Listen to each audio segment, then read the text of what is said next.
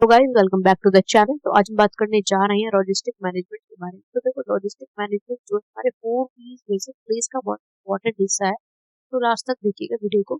उससे पहले please channel को सब्सक्राइब जरूर कर लीजिएगा। Okay let's start.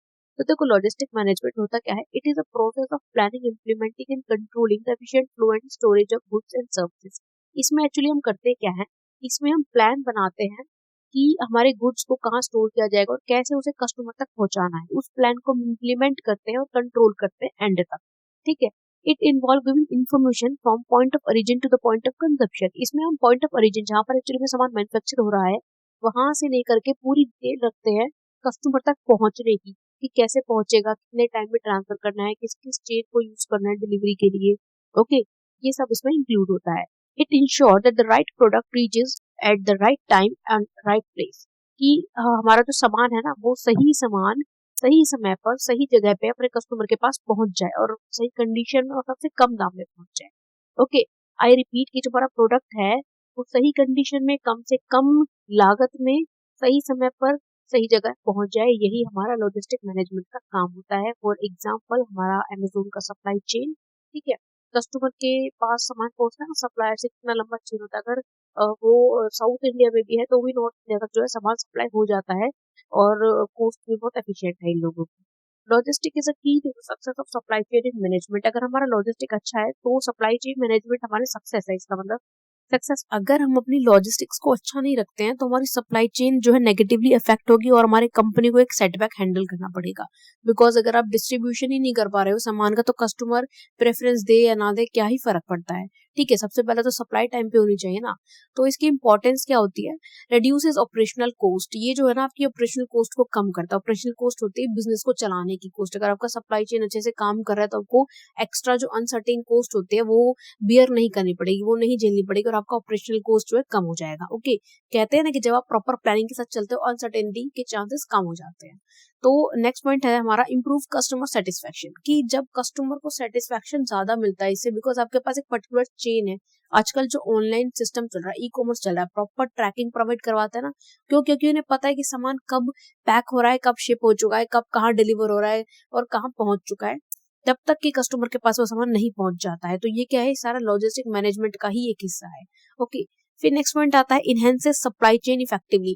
यहाँ पर हम अपने सप्लाई चेन को ना बहुत अच्छी तरीके से इनहांस कर सकते हैं कि कहाँ पर जो है एक्टिविटीज ज्यादा हो रही है या फिर कहाँ पर हमें इंप्रूवमेंट की जरूरत है, कहाँ पर हम कॉस्ट कम कर सकते हैं किसी दूसरे सप्लायर को हायर करके। ओके, तो ये हमारा एक बहुत ही अच्छा तरीका है सप्लाई चेन को इनहांस करने के लिए। नेक्स्ट पॉइंट आता है हेल्प इन इन्वेंट्री मैनेजमेंट। ये इसका सबसे बड़ा एडवांटेज है कि इन्वेंट्री मैनेजमेंट में बहुत ज्यादा हेल्प मिल जाती है, क्योंकि टैली पे या फिर किसी भी जो भी आप सिस्टम यूज कर रहे हो उसके थ्रू आपको पता चल जाता है कि कौन सा सामान आपका खत्म हो रहा है। तो आप जो है अपना स्टॉक इन्वेंट्री उसी के हिसाब से मेंटेन कर सकते हो। अगर कोई चीज ज्यादा है तो आप उसको सेल करने की तरफ ध्यान देखो कि वेदर आपको प्राइस क्यों ना कम करनी पड़ जाए। अगर किसी चीज की आपके पास डिमांड ज्यादा है, उसका सामान कम पड़ा है, तो आप उसका स्टॉक करके रखने पे फोकस करोगे। ओके, तो यहाँ पर इन्वेंट्री को मैनेज किया जा सकता है। फिर आता है इंक्रीज प्रॉफिटेबिलिटी। अगर आपका काम टाइम पर हो जाता है, आपका सप्लाई चेन जो आपका सामान जो है सही तरीके से पहुंच जाता है तो आपका प्रॉफिट बढ़ जाता है।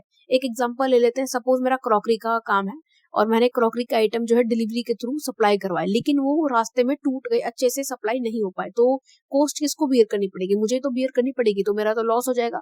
अगर मैं लॉजिस्टिक को इस हिसाब से रखूं कि मेरा ये जो डैमेज वगैरह का कॉस्ट है ये ना आए तो मेरे को प्रॉफिट ही होगा ना। ओके, तो दूसरा हमारा टॉपिक आता है कि इसके की कंपोनेंट्स कौन से होते हैं। तो देखो इसके की कंपोनेंट्स में सबसे पहले जो चीज आती है वो आती है इनबाउंड लॉजिस्टिक्स। इनबाउंड लॉजिस्टिक्स क्या होते हैं जरा देख लेते हैं। It deals with the movement of raw material from supplier to manufacturing plant. इसमें होता क्या है कि हमें जो रॉ मटेरियल है वो कच्चा माल जो है सप्लायर से उठा करके मैन्युफैक्चरिंग प्लांट जिस एरिया में अपने सामान को बना रहे हैं वहां तक लाना होता है। इसे हम इनबाउंड लॉजिस्टिक्स कहते हैं। ठीक है, इसमें क्या आता है, सप्लायर से लेके फैक्ट्री तक सामान का ट्रांसपोर्टेशन, फिर उस सामान को स्टोर करना है और उसको हैंडल करना है कि कहीं सामान रेडी होने से पहले कोई डैमेज ना हो जाए, कोई मिसहैंडलिंग ना हो जाए, कोई खराब ना हो जाए या टूट फूट ना जाए। ओके, फिर आते हैं आउटबाउंड लॉजिस्टिक्स। अब ऑब्वियस सी बात है, आप इतने तो समझदार हो कि ये इसका उल्टा होगा। यहाँ पर हमें क्या करना है, फिनिश गुड्स को किस तक पहुंचाना है? कस्टमर तक पहुंचाना है। Okay, it involves movement of finish goods from manufacturer to customer. इसमें क्या होता है, कवर्स ऑर्डर प्रोसेसिंग। आपका ऑर्डर आ रहा है, आपको उस ऑर्डर को प्रोसेस करना है, पैक करना है और उसको कस्टमर तक पहुंचाना है। तो ये थे हमारे इनबाउंड और आउटबाउंड लॉजिस्टिक। फिर आता है हमारा प्रोक्यूरमेंट लॉजिस्टिक। यहाँ पर आप क्या करोगे, focuses on sourcing raw materials at best price and quality. यहाँ पे आप ये ध्यान रखोगे कि आपके पास रॉ मटेरियल का शॉर्टेज ना हो जाए, आपके पास जितना रॉ मटेरियल आपको चाहिए ना सही टाइम पे मिल जाए, अच्छी क्वालिटी का मिल जाए और अच्छे प्राइस पर मिल जाए। ठीक है, इसके पार्ट्स क्या होते हैं कि सप्लायर सिलेक्शन, आपको किससे सामान लेना है, कौन से सप्लायर से सामान लेना है वो देखना है आपको कॉन्ट्रैक्ट नेगोशिएट करना है कि किस प्राइस पे कितना क्वांटिटी आप किस टाइम पर ले रहे हो, और फिर उसको फाइनली परचेज करना है। ठीक है, फिर आता है इन्वेंट्री मैनेजमेंट। इन्वेंट्री मैनेजमेंट जैसा कि अभी मैंने आपको बताया था कि आपको ये ध्यान में रखना है कि सभी सामान का सही स्टॉक लेवल आपको डिमांड के अकॉर्डिंग मिल जाए विदाउट ओवर स्टॉकिंग। स्टॉक करने का मतलब ये नहीं है कि आपने बेफालतू का सामान भी ओवर स्टॉक करके रखा है फिर वो आपका खराब हो जाएगा तो आपको लॉस झेलना पड़ेगा, नहीं। आपको सही सामान का डिमांड के अकॉर्डिंग सही स्टॉक रखना है, यही हमारा इन्वेंट्री मैनेजमेंट होता है। इसके लिए आप जस्ट इन टाइम टेक्निक इस्तेमाल कर सकते हो। जस्ट इन टाइम क्या होती है, इसकी एक वीडियो मैंने डाल रखी है कोस्ट मैनेजमेंट के प्लेलिस्ट में, आप देख सकते हो। जस्ट इन टाइम में क्या होता है, जब आपको जरूरत होगी ना तभी आप सप्लायर से सामान खरीदोगे। या फिर आ सकता है हमारा इकोनॉमिक ऑर्डर क्वांटिटी, कि आप एक ऑर्डर क्वांटिटी का जो है कोटेशन रेडी रखते हो कि इतना इतना आपको इस टाइम पे चाहिए और जो आपने टाइम दे रखा है उसी टाइम पे आपको सामान मिल जाएगा। फिर आता है आपका वेयर हाउसिंग एंड डिस्ट्रीब्यूशन, जिसके बारे में सभी लोग जानते हैं ऑलमोस्ट। वेयर हाउसिंग में क्या होता है, हम स्टोरेज करके रखते हैं अपने सामान को और वहीं से हमारा सामान जो होता है सीधा डिस्ट्रीब्यूशन सेंटर्स पे जाता है और वहां से कस्टमर को पहुंच जाता है। अब देखो एक छोटा सा एग्जांपल हमारा ब्लिंकिट है। ब्लिंकिट क्या करता है, किसी भी एरिया में जहां पर वो सप्लाई कर रहा है उसके एरिया में आसपास एक अपना सेंटर बना लेता है, एक हब बना लेता है वेयर हाउस के तौर पे, और वहीं से ही डिस्ट्रीब्यूशन करता है। ओके, इसका पर्पस क्या होता है, ये गुड्स एंड सर्विसेज मतलब गुड्स को जो है प्रॉपर्ली स्टोर करके रखता है और टाइमली डिस्पैच हो जाए, वो निकल जाए वहां से कस्टमर तक पहुंचने के लिए, उसको हैंडल करता है। फिर हमारा नेक्स्ट पॉइंट आता है ट्रांसपोर्टेशन मैनेजमेंट। अब ट्रांसपोर्टेशन की बारी आ गई कि हमें ये देखना है कि हम कौन से मोड ऑफ ट्रांसपोर्ट यूज करेंगे अपने सामान को भिजवाने के लिए। अगर देखो आसपास का है तो हम रोड यूज कर सकते हैं, दूर का है तो हम रेल यूज कर सकते हैं, और इंटरनेशनल लेवल पे है या फिर बहुत दूर है like north India to south India तो हम एयर का यूज करेंगे, या फिर इंटरनेशनल लेवल पे हम सी का भी यूज कर सकते हैं। ठीक है, समुद्री रास्ते का भी हम इस्तेमाल कर सकते हैं। इसमें होता क्या है कि हमें ऑप्टिमाइज करना है रूट्स को, कि कौन से रूट से हमारा डिलीवरी जो है टाइम से शेड्यूल भी हो जाएगा और कोस्ट को भी घटाएगा। ओके, फिर आता है ऑर्डर फुलफिलमेंट, कि आप टाइमली अपने ऑर्डर को कस्टमर तक पहुंचा दे। ऐसा नहीं है कि आप 3 दिन बाद तो डिस्पैच करा रहे हैं फिर 3 दिन में पहुंचेगा। इतने में कस्टमर क्या होता है, वो कहीं और से सामान परचेज कर लेता है, क्योंकि कई बार हम अर्जेंसी में भी सामान ऑर्डर करते हैं। ओके, तो अगर आपने दिखाया है कि शो किया है कि आप 3 दिन में सामान डिलीवर करोगे तो 3 दिन में ही आपको वो सामान डिलीवर करना है। इसमें प्रोसेस क्या होते हैं, इन्वॉल्वमेंट क्या होता है कि सबसे पहले ऑर्डर पिक होता है आपका कंपनी से, फिर आप उस ऑर्डर को पैक करते हैं और उसको शिपिंग करके आप डिलीवरी वाले को दे देते हैं, वो आपके कस्टमर तक पहुंचाता है। फिर एक आता है रिवर्स लॉजिस्टिक्स। रिवर्स लॉजिस्टिक्स में क्या होता है कि ऑनलाइन देखो जिसने सामान मंगाया है वो रिटर्न तो करवाते ही करवाता है। इसमें क्या होता है, आपको रिटर्न्स को प्रोडक्ट को मैनेज करना है, अगर कुछ खराब है तो रिपेयर्स को हैंडल करना है, अगर कोई रिसाइकल करने का है तो उसको हैंडल करना है, और कोई बिल्कुल ही डैमेज है तो उसको डिस्पोजल पे उसके पे ध्यान दे रहा है कि कैसे आप उसको डिस्पोज करोगे। ठीक है, यहाँ पर आपको कस्टमर सर्विस और सस्टेनेबिलिटी पे ध्यान देना है कि कस्टमर जो है ना किसी भी तरीके से डिससेटिस्फाई ना हो, आपको उसकी तरफ ध्यान देना होगा कि उसको आप पूरी की पूरी सर्विस दे रहे हो या नहीं। नेक्स्ट टॉपिक हमारा आ जाता है कि लॉजिस्टिक मैनेजमेंट की प्रोसेस क्या होती है। तो देखो इसकी प्रोसेस होती है कि सबसे पहले आप प्लान करो, अपना डिमांड फोरकास्ट करो कि हमारे पास कितना डिमांड आ सकती है आपके सामान की, और फिर रूट ऑप्टिमाइज करो कि हम किस जरिए, किस रूट से, किस रास्ते से, रेल से, रोड से, एयर से, सी से, किस रास्ते से आप अपना सामान डिलीवर कराओगे, और उसकी कॉस्ट को एनालाइज करो, तभी जाकर के आपका प्लान रेडी होगा। ठीक है, अब आपका प्लान रेडी हो जाता है फिर आपके बाद प्रोक्यूरमेंट पे ध्यान दीजिए कि आपको कौन से रॉ मटेरियल मंगाने हैं, किस सोर्स से रॉ मटेरियल जो आपका परचेज करना है। ठीक है, अब रॉ मटेरियल परचेज करने का सोर्स निकाल लिया, अब उसको इन्वेंटरी मैनेजमेंट करोगे कि भाई हमें एक टाइम पे इतना स्टॉक रखना है इस रॉ मटेरियल का, तब जा करके हम इतना फिनिश गुड्स का हमें स्टॉक रखना है, इतना रॉ मटेरियल का रखना है। ठीक है, इतना नेसेसिटी आइटम्स का रखना है, लाइक हमारे टूल्स हैं, इक्विपमेंट्स हैं, और अपना ऑयल एंड समथिंग होता है जो कि आपका रॉ मटेरियल को फिनिश गुड्स में कन्वर्ट करने के काम आता है, लुब्रिकेंट्स वगैरह। ठीक है, फिर वेयर हाउसिंग का देखना है कि किस जगह पे आप अपना जो है गुड्स को एफिशिएंटली स्टोर कर सकते हो। फिर ट्रांसपोर्टेशन, कौन सी ट्रांसपोर्टेशन एजेंसी को आप इस्तेमाल करोगे या फिर खुद से ही ट्रांसपोर्टेशन करोगे ताकि आप डिलीवरी ऑप्टिमाइज तरीके से करवा सको। ऑर्डर प्रोसेसिंग कैसे करवाओगे, कस्टमर ऑर्डर्स को कैसे मैनेज करोगे, फिर उनका डॉक्यूमेंटेशन रिकॉर्ड भी रखना पड़ता है ना कि कब कितना सामान गया है, कितना रिटर्न आया है। ठीक है, फिर उसको डिलीवरी की ऑन टाइम आपकी डिलीवरी हो जाए और कस्टमर सेटिस्फेक्शन भी आपका पूरा हो, इस चीज पे आपको ध्यान देना है। और उसके बाद लास्ट पॉइंट, रिटर्न हैंडल करना है। अगर आ जाता है तो रिटर्न हैंडल करो, रिटर्न नहीं आता है तो आपके लिए बहुत ही अच्छी बात है। ओके, अगेन सबसे पहले प्लान करोगे, प्लान करने के बाद रॉ मटेरियल खरीदना कहाँ से है ये देखोगे, खरीदने के बाद उसका स्टॉक मैनेज करोगे, स्टॉक मैनेज करने के बाद स्टॉक कहाँ मैनेज करोगे, वेयर हाउस में तो मैनेज करोगे, वेयर हाउस के बाद ट्रांसपोर्टेशन देखना है कहाँ से फैक्ट्री तक पहुंचाना है। फिर अगर आपका फिनिश गुड्स की बात आती है तो ऑर्डर प्रोसेसिंग पे चले जाते हैं हम, कि कस्टमर का ऑर्डर आया है तो उसे टाइम पे पैक करो, डिलीवरी करो उसे उसकी टाइम पे, और फिर अगर रिटर्न आता है तो उस रिटर्न को हैंडल करो।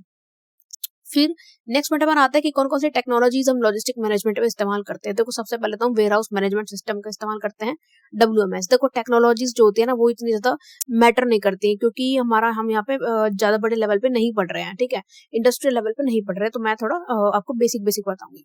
यहाँ पे क्या होता है, स्टोरेज और रिट्रीवल जो है ना ऑटोमेटिक हो जाता है, कि आपका पता चल जाएगा कि कौन से सामान का इन्वेंटरी कितनी है, तो आप उस हिसाब से अपने स्टोरेज मेंटेन करके रख सकते हो।